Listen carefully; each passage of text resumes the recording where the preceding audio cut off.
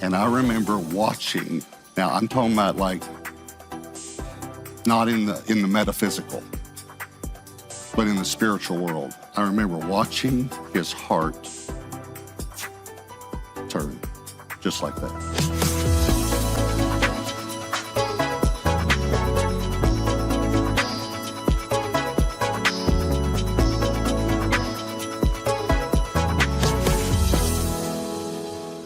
I'm going to begin a new 4-week series. I'll be with you the next 4 weeks.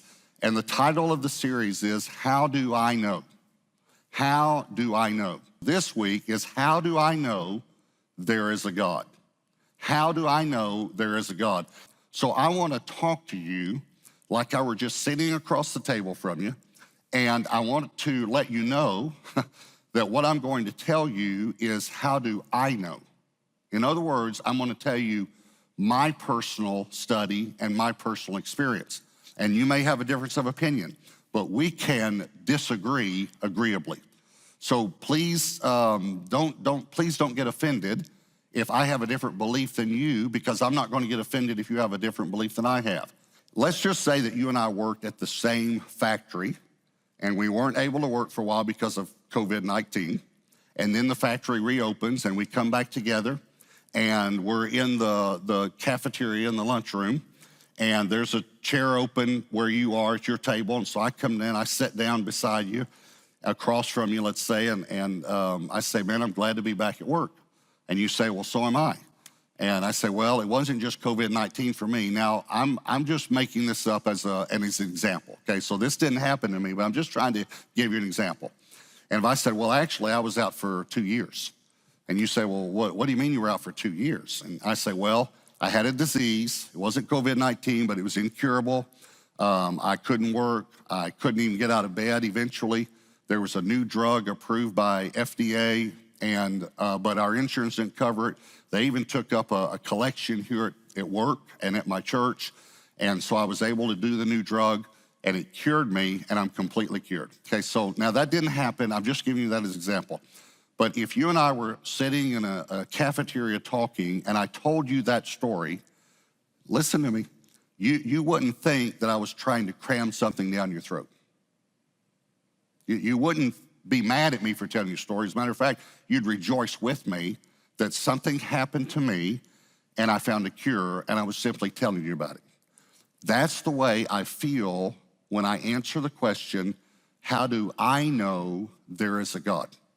So I'm not at all trying to cram something down your throat. I'm just telling you how I know that there's a God, okay? So I've arranged the talk in 3 points to maybe help us to remember them, okay? So here's number 1. There is a correct worldview.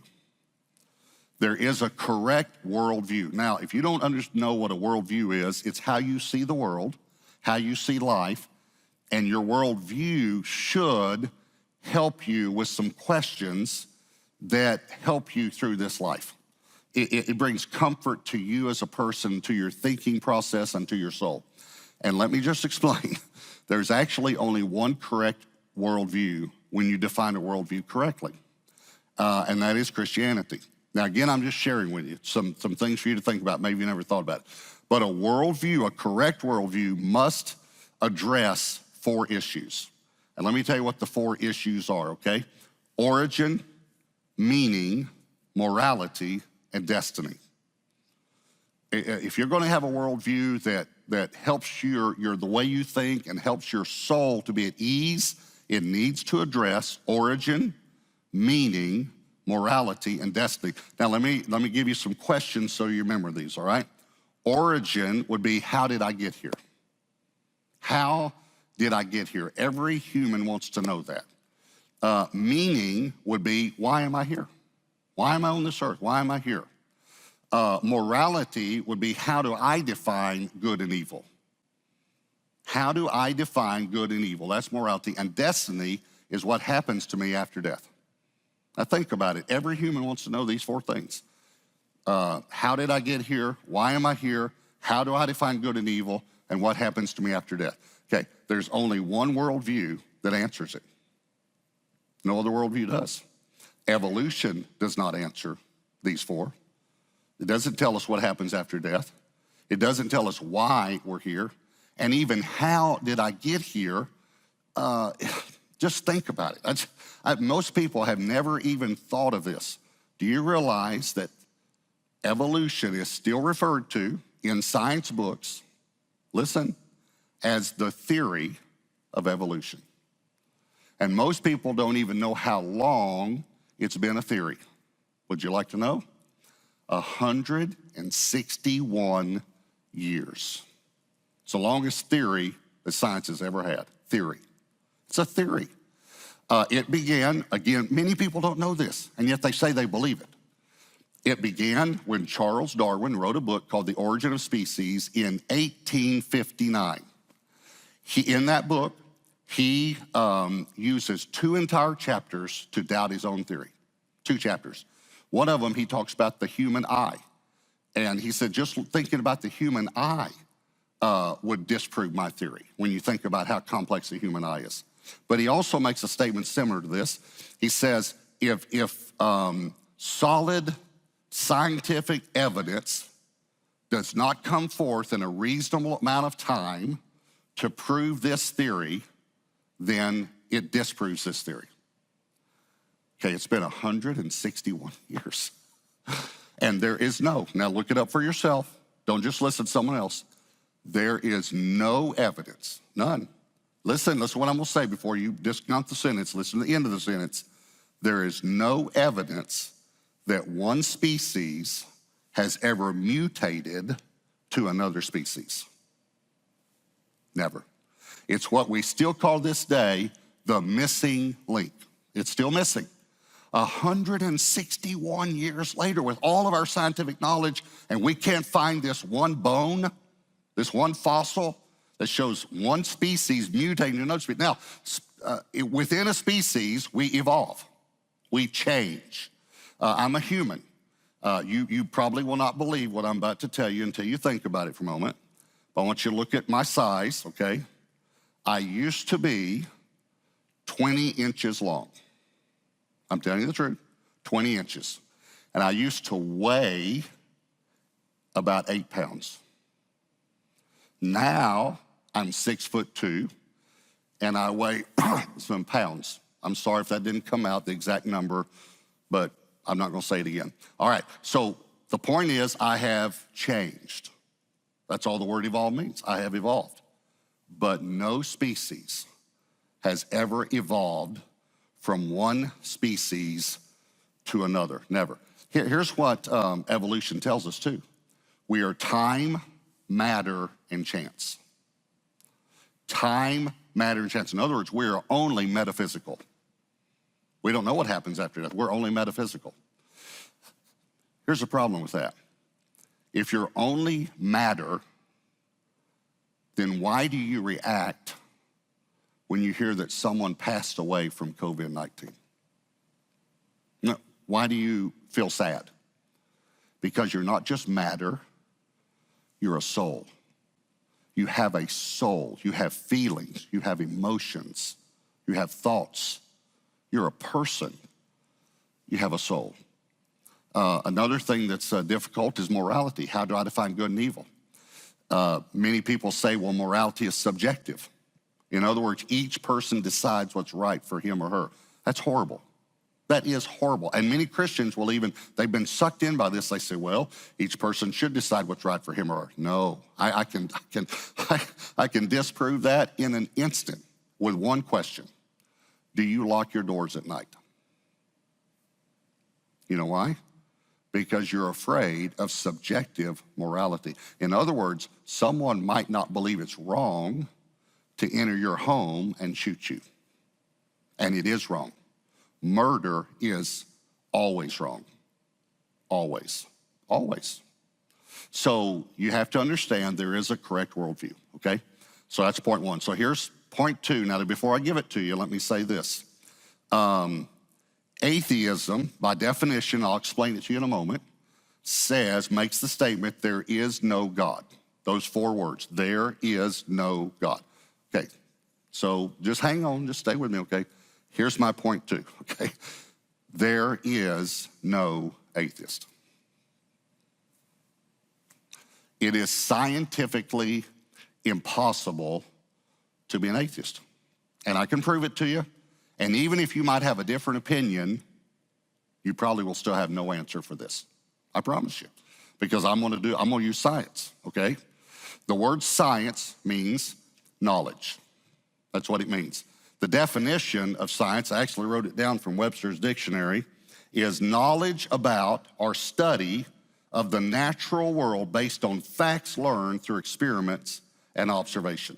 So, in other words, the only way, if it's science, you have done a study and you have based your knowledge on facts and experiments, okay?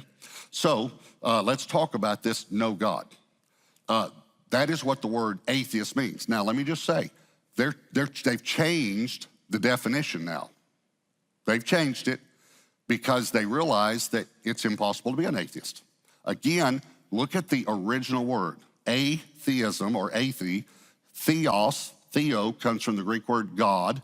A is an antonym, which means opposite or not or no. The word literally means no God. No God, that's what it means. So you can't go changing the definition now, or you could create a new word. If you want to come up with a new word to say, I don't believe there is a God, then come up with a new word. But if you want to use the word atheist, scientifically, there's no atheist, because you can't definitively say there is no God, and I'll prove it to you.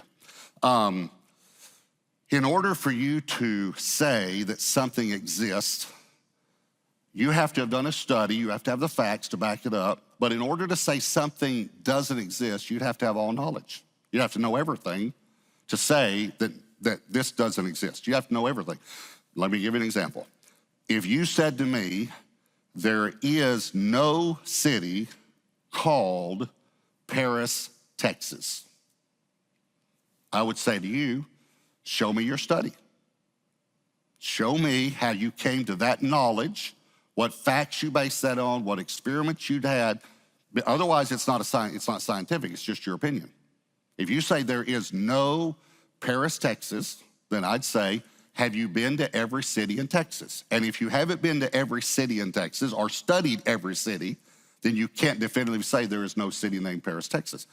I can say there is, by the way, because I've been there. And by the way, it's nothing like Paris, France. But it's a nice city. If you're watching from Paris, Texas, hey, it's a nice city. I grew up in East Texas, so I know there's a Paris, Texas, because we beat them in football. Just wanted you to know we beat them in football. But there is a Paris, Texas.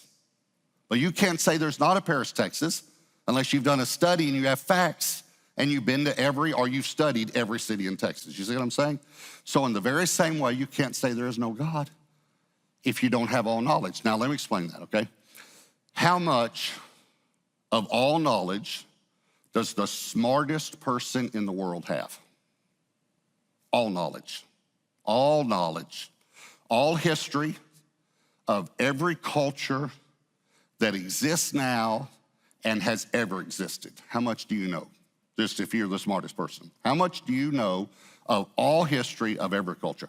How much of all mathematics do you know? All algebra, all geometry, all calculus, all mathematics, how much do you know? How much science do you know? How much English do you know? Not just English, but how much language would be a better way to say it. Language, you know. By the way, there are over 7,000 languages in the world right now. How many can you speak fluently? And there are over 31,000 languages that have ever existed. 31,000. So how many of those languages do you know? I'm trying to figure out how much of all knowledge do you know? Do you know every vowel and every consonant of every language that's ever existed, and can you conjugate every verb in every language? The smart people in the world say that probably the smartest person in the world might possess, they say it's less than 1%. So let's just say it's 1%. And let's say you're that person. Is it possible in the 99% of all knowledge that you do not possess, is it possible that something exists that you don't know about? Of course. You couldn't answer that question any other way. We're not talking about even probabilities, we're talking about possibilities, but the probability mathematically would be yes as well, because it's 99% probability. So is it possible in the 99% of all knowledge you don't possess, something exists? Yes, of course it is. So you can't say definitively it doesn't exist unless you have all knowledge. You cannot say there is no God. Now, what you can say is, I don't know if there's a God. That is an agnostic. Now, we say agnostic is the way we divide the word, but the G actually goes with Gnostic. It comes from a Greek word. The G is silent. It's Gnosticism. It means knowledge. A, again, is an antonym, and it means not or I don't know. I don't know if there's a God. You can say, I don't know if there's a God, but you cannot definitively say there is no God. And if you do say it, I would think that you don't, because you don't have all knowledge, it's 99% that you don't have, even if you're the smartest person, I would say it's foolish to make a statement like that. And the Bible says the same thing. Psalm 14:1, the fool has said in his heart, there is no God. The exact statement of atheism. There is no God. And again, I'm saying if you look at the definition today, they're changing it to a person who doesn't believe in God. But the reason they've changed it is because they've realized scientifically you can't say there is no God. A few years ago, Debbie and I were on vacation, and we were seated beside this couple on the beach, and there was they were right beside us, and we got to talking to them. They were a young couple. They were expecting their first child. She was about 8 months pregnant, and they were from Indian descent. Their grandparents or great-grandparents came here from India, and just a beautiful, pleasant couple. And we were talking to them, what do you do and where do you live? And of course, I told them I was a pastor, and and so we got to talking. And then when they came around to order, she asked, can you do this without meat? I'm a vegetarian. And so after they left or taking our order, I said to her, do you mind if I ask you a question about being a vegetarian? She said, no, I don't mind at all. I said, well, I don't want to offend you. She said, no, go ahead. I said, are you a vegetarian for dietary purposes or religious purposes? And she said, religious. And I said, are you a Hindu? She said, yes, I'm a Hindu. Now, you got to remember, her husband sat right beside her. She's 8 months pregnant, and I'm a pastor. This is what she did. She said, I'm a Hindu, but he's an atheist. Just like he's an atheist. And I don't know, maybe being pregnant, she won't start a fight. Guys, 40 years of marriage here talking, I just want you to know, pregnant always wins. Just want you to know. If an argument starts, pregnant always wins. And normally about that last month, they get mad at you. Just wanted you to know, guys, they will get mad at you because you did this to her. So I'm just letting you know, because I can't figure out any other reason why this woman just say, he's an atheist like that, to a pastor. So she says, he's an atheist. And the guy actually said, he said, I wouldn't say I'm an atheist. I'd say I'm an agnostic. And I thought, well, this is a great chance to find out if the way I share something is offensive, because I don't want to offend people. So I told him what I've just told you about atheism, agnosticism. And I said, does that offend you? That I don't believe that you can be an atheist scientifically, but I do believe you can be an agnostic. And he said, no, it doesn't offend me at all, because that's actually, I wouldn't say it the exact way you said it, but I will now, he said, because that's a great way to say it. But he said, that's actually why I changed, because I realized that I didn't have enough knowledge to say that God didn't exist. So I've now come to the conclusion that I don't know if God exists. And we had a great conversation. So that's point number 2. Here's point number 3. There is a God. There is a God. Now you have to remember that I'm telling you how I know there's a God, okay? So this is how I know. Now, you might take what I just said. You might take the argument that I just used, and hopefully it wasn't argumentative, but you might take the argument that I just used and say, well, okay, Pastor, I'm gonna turn it around on you. You told me that I couldn't say there is no God because I don't have all knowledge. So I'd like to say to you, how can you say there is a God and you don't have all knowledge either? And you're right, I don't even have less than 1%. I'm like at 0.000000 one. Okay, I understand that. Okay, but it's a great question. It is a great question. Again, let me repeat the question. You might say, Pastor, you told me that I couldn't say there is no God because I don't have all knowledge. How can you say there is a God? Okay, so let me take my illustration of a place, which is Paris, Texas, and use another noun, a person. Okay, so a person. Let me just use a person, okay? What if I said this? There is a person named Thomas Miller, okay? Now, Pastor Thomas is seated right here on the front row. Say hi to everybody there. There's Pastor Thomas. You can see Pastor Thomas and Debbie came to hear me today, so it's very sweet of them in a 4,000-seat sanctuary. It's kind of like when I started preaching at the Highway 80 Rescue Mission. Anyway, all right, but here's the point. What if you said to me, there is no person named Thomas Miller? What if you told me that? I would say to you, well, have you met every person in the world? Doesn't that make sense? How can you tell me there is no Thomas Miller unless you've met every person in the world? You can't. But I can tell you that there is a Thomas Miller because I've met him, I talk with him, and he's my friend. Now listen to me carefully. And I can tell you that there is a God because I've met him, I talk with him, and he's my friend. See, I don't have to have met everyone in the world to tell you Thomas Miller exists. I just have to have met Thomas Miller. It would be foolish for you to say Thomas Miller doesn't exist as a person unless you've met every person in the world. But it's not foolish for me to tell you Thomas Miller does exist because I have met him and I've talked with him and he's my friend. In the same way, this is what the studies show us today. Over 1 billion people in the world today, over 1 billion, say that they have met God, that they've talked with him and he's their friend. God exists. Now, years ago, I met this guy who told me he was an atheist, and I said to him, can we talk about that and still be friends? And can I give you a different point of view? And he said, yes. He said, but I'd like to keep the conversation on an intelligent level, a scientific level.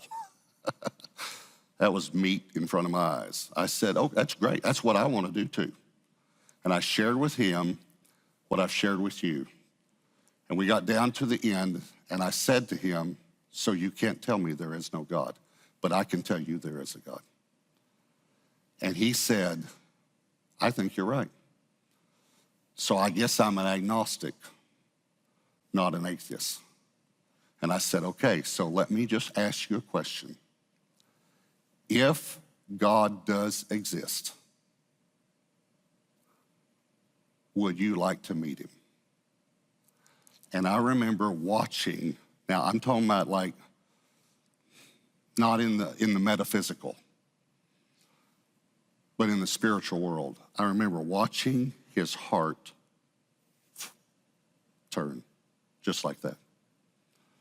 I've seen it a lot because I've led a lot of people to Jesus. And there's a point in the conversation where you can see their heart go, and I saw it. And I'm sitting there talking to him, and I said, if God exists, would you like to meet him? And he was silent for about a minute. His eyes filled up with tears. His lips started quivering. His heart went like that. And here's what he said to me. I'll never forget it. He said, I'd like to meet him right now. I'd like to meet him right now. And I shared with him the gospel, how God didn't want robots, so he gave us a free will that each of us could choose, and how he sent his son to die for us on the cross. And I led him to Christ. When I'd go back and visit and see him 2 or 3 years later, he had won countless people to Christ. And he'd always tell them, I used to be an atheist until I found out you can't be an atheist scientifically. And he was leading people to Christ one after the other. His whole life changed because he realized there is the possibility of a God. And if there's the possibility, would you like to know it?